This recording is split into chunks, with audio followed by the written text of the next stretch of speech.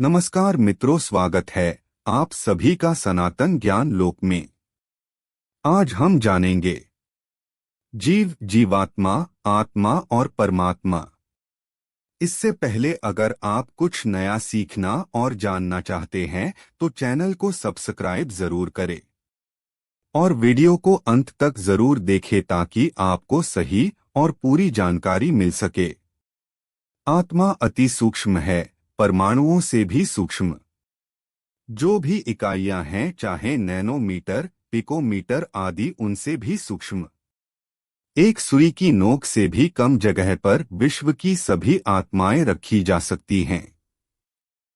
अतः उसे देखा ही नहीं जा सकता। आत्मा के रहने के स्थान के विषय में ऋषियों ने 3 स्थान बताए हैं: हृदय, मस्तिष्क, कंठ। एक जीवात्मा किसे कहते हैं? उत्तर: एक ऐसी वस्तु जो अत्यंत सूक्ष्म है, अत्यंत छोटी है, एक जगह रहने वाली है, जिसमें ज्ञान अर्थात अनुभूति का गुण है, जिसमें रंगरूप, गंध, भार, वजन नहीं है, कभी नाश नहीं होता, जो सदा से है और सदा रहेगी, जो मनुष्य, पक्षी, पशु आदि का शरीर धारण करती है तथा कर्म करने में स्वतंत्र है, उसे जीवात्मा कहते हैं। 2. जीवात्मा के दुहकों का कारण क्या है?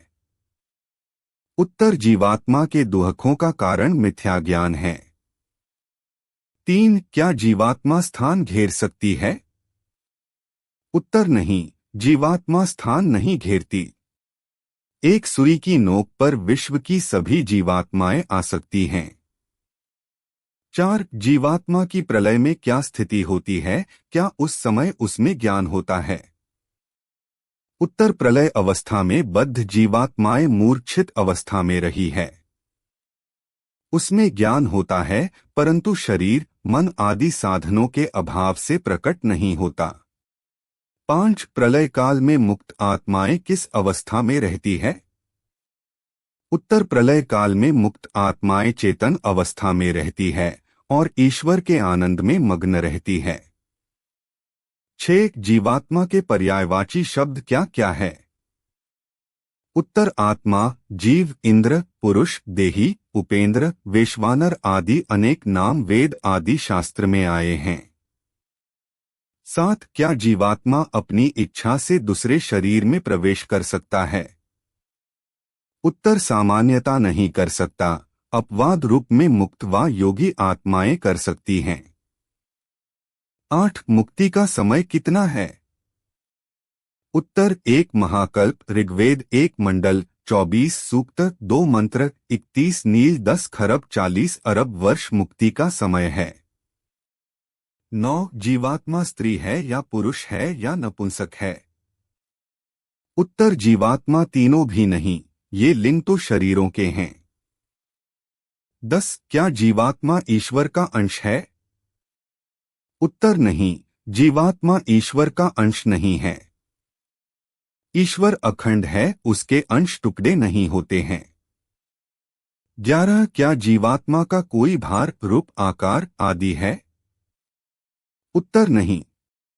12. जीवात्मा की मुक्ति एक जन्म में होती है या अनेक जन्म में होती है? उत्तर: जीवात्मा की मुक्ति एक जन्म में नहीं अपितु अनेक जन्मों में होती है। 13. क्या जीवात्मा मुक्ति में जाने के बाद पुनः संसार में वापस आता है? उत्तर: जीवात्मा को प्राप्त होने वाले सुख दुख अपने कर्मों के फल होते हैं, किंतु अनेक बार दूसरे के कर्मों के कारण भी परिणाम प्रभाव के रूप में, फल रूप में नहीं, सुख दुख प्राप्त हो जाते हैं। 43. किन लक्षणों के आधार पर यह कह सकते हैं कि किस व्यक्ति ने जीवात्मा का साक्षात्कार कर लिया है? उत्तर: मन, इंद्रियों पर अधिकार करके सत्य धर्म न्यायाचरण के माध्यम से शुभ कर्मों को ही करना और असत्य अधर्म के कर्मों को न करना तथा सदा शांत, संतुष्ट और प्रसन्न रहना इस बात का ज्ञापक होता है कि इस व्यक्ति ने आत्मा का साक्षात्कार कर लिया है। 44. क्या ईश्वर जीवात्मा के पाप क्षमा करता है?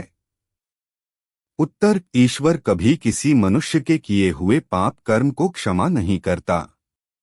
मनुष्य जो पाप कर्म करता है उसका फल उसे दुख रूप में अवश्य ही भोगना पड़ता है। जो मनुष्य यह सोचता है कि उसके द्वारा किए जा रहे पाप कर्म को कोई देख नहीं रहा है, यह उस मनुष्य की सबसे बड़ी अज्ञानता है, मूर्खता है, क्योंकि ईश्वर कण कण में विद्यमान है और स्वयं उस पाप कर्म को करने वाले मनुष्य के अंदर बैठा हुआ मनुष्य द्वारा मन, वचन और इंद्रियों के द्वारा किए जा रहे पाप व पुण्य कर्म को देख रहा है।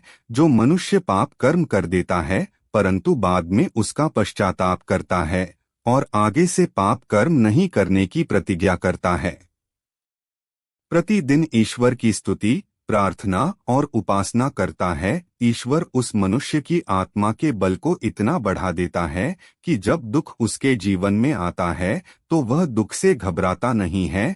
योगीराज श्री कृष्ण जी महाराज ने गीता के अंदर कहा है, अवश्यमेव ही भोक्तव्यं कृतं कर्म शुभाशुभम।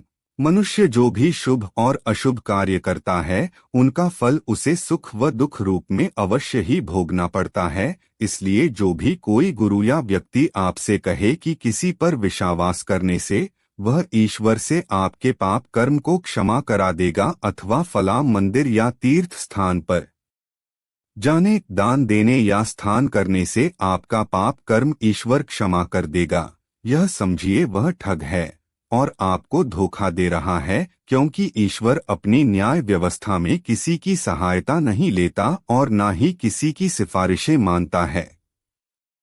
ये थी कुछ जानकारी। अगर अच्छी लगी तो लाइक और सब्सक्राइब जरूर करें। धन्यवाद।